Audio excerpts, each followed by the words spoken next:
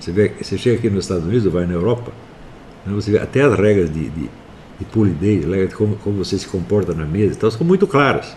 Então você sabe que se você fizer daquele jeito, ninguém vai achar ruim. E se você violar, todo mundo vai falar mal de você. E no Brasil não. Existem muitas regras diferentes, as regras mudam, tá certo? Muito rapidamente, e você nunca sabe se você está agradando ou não. Esse eu acho um dos pontos principais da psicologia nacional. Quer dizer, a psicologia que eu não estou deduzindo de caracteres hereditários ou míticos, mas de uma situação social real que impõe esse tipo de estrutura de personalidade. Né? Quer dizer, é o homem que sempre depende da aprovação alheia, ele não tem a segurança própria, ele não recebe da sua família, da educação, os padrões que poderiam lhe dar uma segurança própria, então ele sempre depende do grupo, da aprovação. Mas o grupo também não é muito estável. Por exemplo, você pega assim, as religiões do brasileiro. O brasileiro, uma semana ele é Seixonoye, outra semana ele é evangélico, na terceira ele virou espírita. Então, mesmo o grupo religioso não vai dar ao indivíduo suporte para que ele se sinta seguro de si. Então, a falta de segurança psicológica é o traço comum a todo brasileiro, de todas as classes sociais. Eu, quando morava em São Paulo, conheci bem a classe dominante, os ricos de São Paulo, e eu garanto, eles estavam tão apavorados quanto os pobrezinhos. Eram pessoas muito inseguras, muito fracas. E no Brasil criou inclusive uma situação em que se aparece um sujeito que tem uma certa segurança, todo mundo acha que é um sujeito violento. É uma coisa incrível. Né? Quer dizer, se você não está tão inseguro quanto os outros, então é porque você é malvado, você deve ser do narcotráfico, ou você é da KGB, ou você é da CIA, tem algum treco errado com você. Né? Muitas das reações à candidatura Bolsonaro foram isto. E as pessoas associam isso com o fascismo. É uma coisa assim absurda. Quer dizer, para você explicar a um americano, por exemplo, a composição política do Brasil é quase impossível. Porque tudo, né, no debate político brasileiro é só teatro, só fingimento, tudo significa outra coisa. Não há nenhuma correspondência, por exemplo, entre a ideologia alegada, tá certo, e a política efetivamente seguida. Não tem nada que ver. Aqui nos Estados Unidos, quando o sujeito é esquerdista, ele é esquerdista mesmo. Se é conservador mesmo. Você sabe mais ou menos o que ele vai fazer. No Brasil isso é totalmente imprevisto. E essa associação, quer dizer, da simples segurança pessoal com a violência e com o fascismo, isso foi usado o tempo todo nas campanhas anti-Bolsonaro.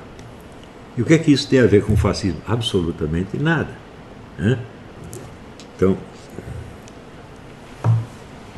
o fascismo é um tipo de regime que surge em países que foram, ou que são subdesenvolvidos mesmo, ou que tiveram uma crise, uma guerra, foram destruídos de alguma maneira e precisam se reconstruir rapidamente. Então precisa de uma política de Estado fortemente centralizada, com uma ideologia nacionalista para criar um entusiasmo e fazer o pessoal trabalhar, e que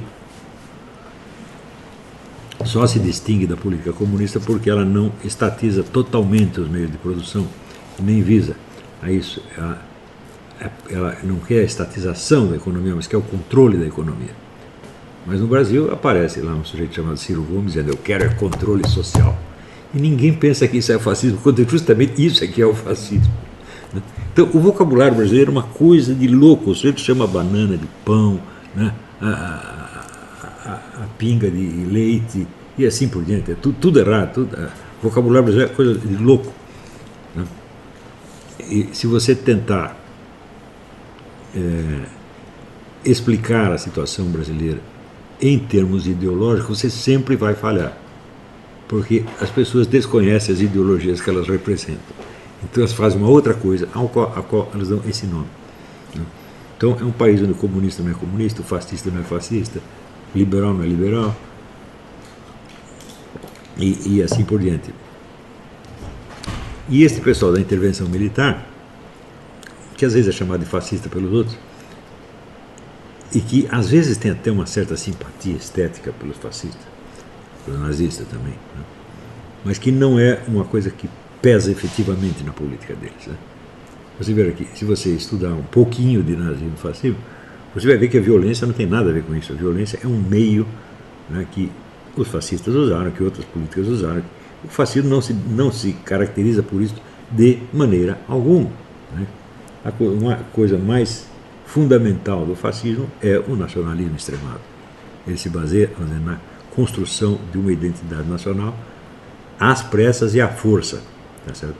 Em parte mediante intimidação, mas principalmente através do culto de símbolos nacionais, da história nacional, heróis nacionais, etc, etc. Tudo isso para fazer o pessoal trabalhar, tá certo? E aceitar sacrifícios, né? Então é basicamente uma ideologia de UTI, quer dizer, quando o país está indo para o buraco, então precisamos levantar isso rapidamente, então precisamos do governo fascista. Foi isso na Itália, foi isso na Alemanha, foi isso num monte de lugares, né? E houve países que tentaram criar uma política fascista, não conseguiram, a França, né? Mas a conversa era mais ou menos a mesma, né? Então, uma das dificuldades inerentes do fascismo é o seu próprio... Estou aqui usando a palavra fascismo indistintamente, o fascismo e o nazismo. Não é muito certo, mas por enquanto vocês entendem o que eu estou falando, né? Uma internacional fascista é impossível por definição. Você imagina as acrobacias mentais que um alemão precisava fazer para ele convencer ele mesmo de que o japonês é a raça superior tanto quanto ele. E o italiano também. Está difícil. Então, uma internacional nacionalista é uma contradição de termos. Não é impossível de formular, né? Eu mesmo andei uns anos atrás pensando, será que isso pode acontecer, que isso vai acontecer, alguém vai querer fazer? Mas até hoje não existiu. Então, o nacionalismo, o patriotismo extremado, tendendo a uma certa xenofobia, é inerente ao fascismo. Porque ele é uma ideologia de reconstrução nacional rápida, né? O elemento racista pode entrar se a raça for um componente importante da identidade nacional, como era na Alemanha. Já na Itália não era tanto, porque na Alemanha era assim por causa da importância dos judeus na sociedade alemã. Os judeus eram uma parte importantíssima da sociedade alemã, eles estavam muito bem integrados na sociedade alemã. Isso você pode ver no livro, tem um belo livro do romancista Jacob Wassermann, Meu Caminho como Judeu como Alemão, e também você observa isso pela participação dos judeus na Primeira Guerra Mundial. A comunidade judaica foi uma das mais entusiásticas apoiadoras do Kaiser na Primeira Guerra.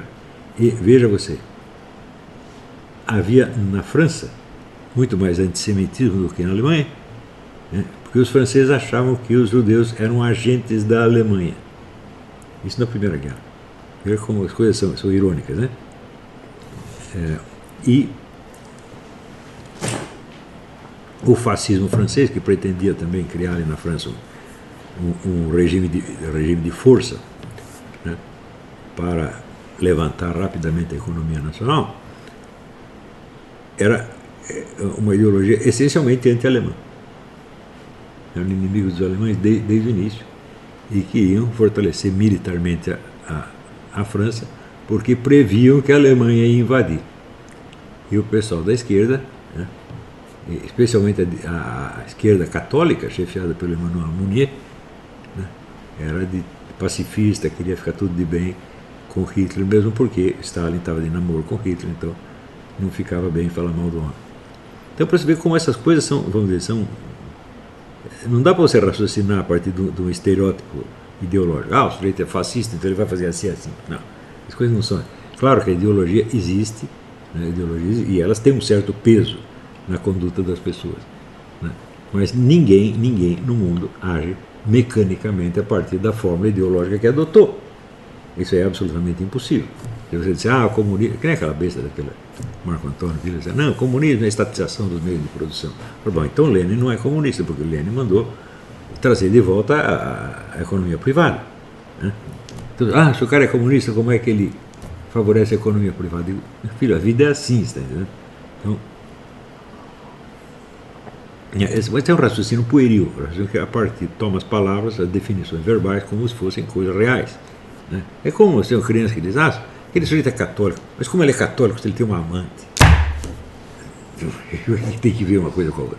Não é porque o sujeito é católico que liga a maquininha de catolicismo e ele vai agir, né, uniformemente de acordo com a religião. Nem os papas fazem isso, meu Deus do céu. Né?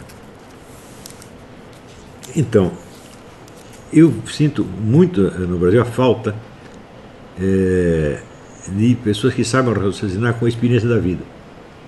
Em geral, as pessoas sabem pouco e são inseguras e buscam uma autodefinição muito rápida, ou seja, uma identidade grupal. Então, aderem a alguma coisa que não tem necessariamente uma penetração muito funda no seu coração, mas serve como identidade naquele momento. E esse negócio, claro, intervenção militar é exatamente isso. A ideia é tão superficial, tão boba, se você pensar, examinar, como nós vamos examinar daqui a pouco, que você vê que ela serve como uma fantasia de carnaval que você vai vestir durante um certo tempo, que você vai se reconhecer nela e reconhecerá ali também os seus amigos e terá nela o critério para se separar dos seus inimigos. Né?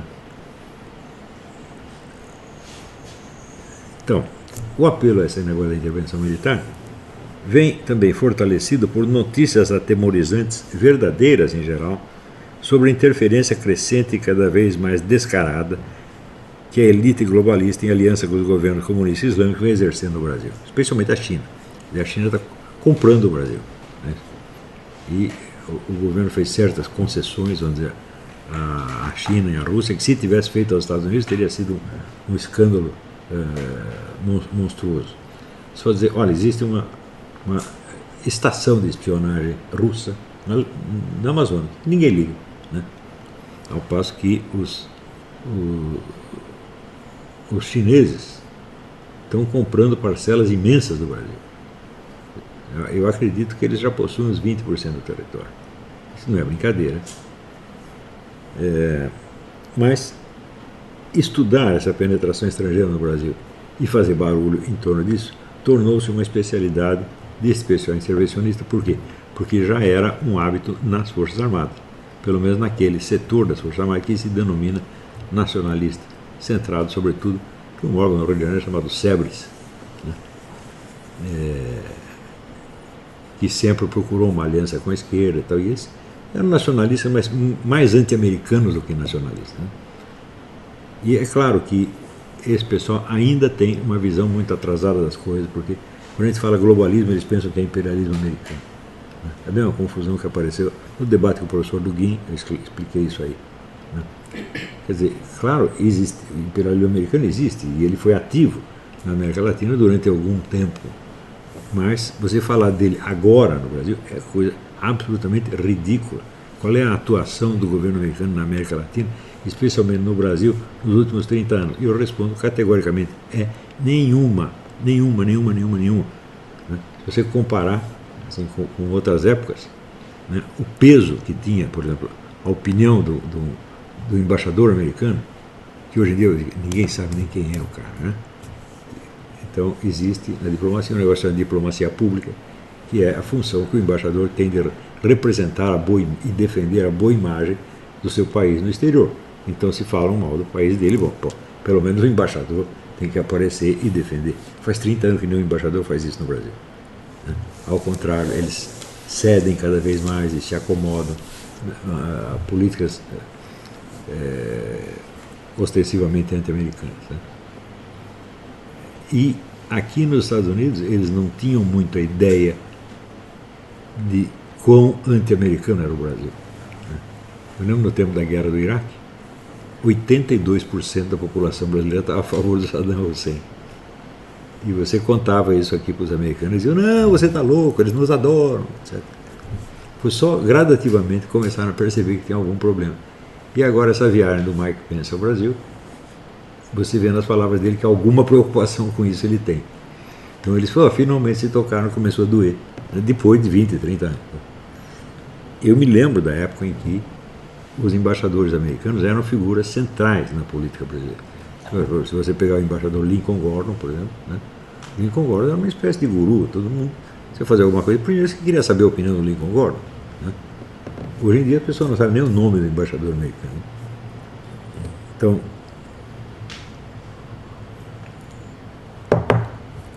os militares foram os que começaram a dar esses alarmes sobretudo sobre a cobiça internacional na Amazônia, né?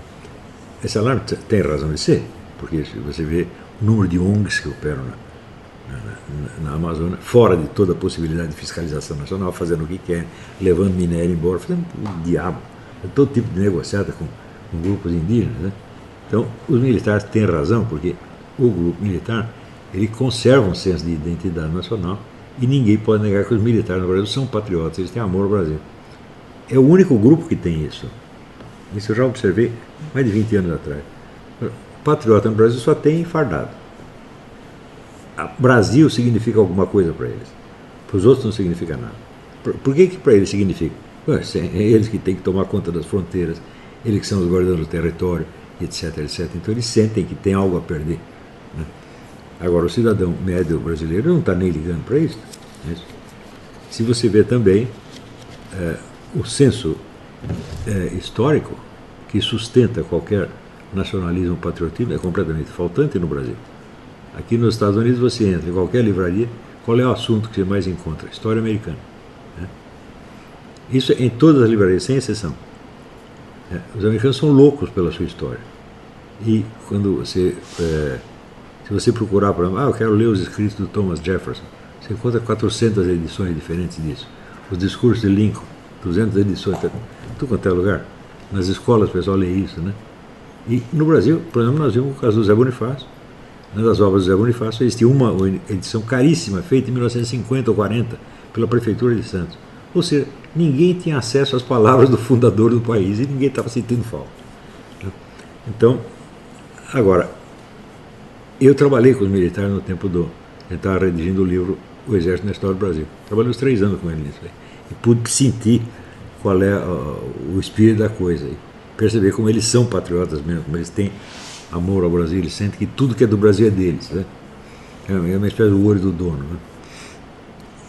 E por causa disso, eles viviam estudando essa situação da Amazônia, da penetração dessas ONGs, etc, etc. Existiu, por exemplo, um livro importante de um coronel chamado Mena Barreto, não sei quem é Mena Barreto. O livro chamava-se A Farsa Yanomami, em que ele mostrava ali que uma tribo chamada Yanomami jamais existiu. A tribo foi inventada por ONGs internacionais para pegar uma parte do território e pegou. E apesar do livro, apesar de denúncias, a coisa continuou. Então, denúncias desse tipo eram muito frequentes nas Forças Armadas. Isso formou toda uma cultura, uma subcultura, né, baseada na ciência, contra a cobiça internacional. Existem muitos livros a esse respeito, né? Muitos livros, vídeos, artigos em revistas de história militar, né? O Instituto Brasileiro de História Militar se dedica muito a isso. A biblioteca do Exército se interessa por isso. As escolas militares se interessam por isso. Então, você tem toda uma cultura militar de defesa do território, né? Naturalmente, esse pessoal intervencionista, que não é militar, pegou uma parte disso aí, né, para usar como material de propaganda. Claro, se o Brasil está sob risco de uma ocupação, pelo menos informal, internacional, quem que pode se opor a isso? Só as Forças Armadas, evidentemente. Então tem que chamar as Forças Armadas para impedir que os americanos, os chineses, os alemães tomem, né, as nossas riquezas, né? Então, até aí a coisa está certa. Todo esse discurso corresponde a alguma coisa, diz alguma coisa real. Mas, é o tal negócio. O intuito dessa parte do argumento é realçar a analogia com a situação do Brasil pré-64, à mercê das forças comunistas, e sugerir a conveniência de repetir a mesma dose do mesmo remédio, então adotado, uma intervenção militar para bloquear o avanço comunista e sanear a política nacional. Mas uma coisa é a história das ideias e slogans, outra a dos fatos e feitos. Essa aqui é a primeira coisa essencial, que acho que no Brasil ninguém sabe ou ninguém lembra. Em 1964, quem deu o golpe não foram as Forças Armadas, né? Foi o vasto movimento, predominantemente civil, que veio se preparando com 2 anos de antecedência, cujos líderes eram políticos eminentes, como Magalhães Pinto, Carlos Lacerda, Adhemar de Barros, Roberto Abreu Sodré, eram todos líderes civis. Né? E por trás deles havia o quê? Todo o grande capital, todas as grandes empresas apoiavam isso. E junto com eles, o quê? Toda a classe política. O Senado e a Câmara dos Deputados. E mais, a Igreja Católica. E um pouquinho, naquela época, tem um pouquinho de Igreja Protestante também apoiava. Né? A igreja que pertenceu ao General Geisel, a Igreja Protestante. Então, olha, só quem estava contra eram os próprios comunistas e seus aliados. Na mídia, a mídia inteira apoiava esse movimento. Né? Eram os diários associados, o Estadão, a Folha, o Globo, todos, a favor do governo João Goulart. Só havia um único jornal no país inteiro, que era a Última Hora, que era um jornal financiado pelo próprio governo, dirigido pelo Samuel Weiner. Samuel Weiner nunca foi esquerdista, nem direitista, coisa nenhuma, era só um espertalhão e era amigo do Getúlio.